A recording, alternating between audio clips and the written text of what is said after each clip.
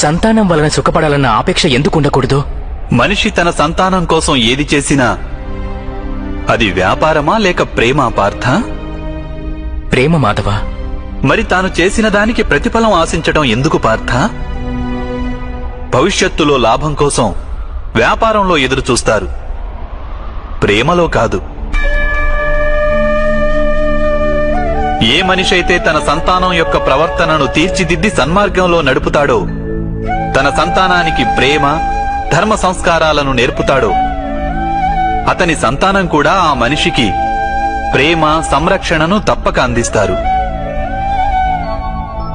సంతానం చూపే ప్రేమ, ఆత్మీయుల ప్రవర్తన, వారు చేసే కర్మలు పార్థ. ఒకరికి మరొకరి కర్మలపై ఎటువంటి అధికారమూ ఉండదని తెలుసుకో.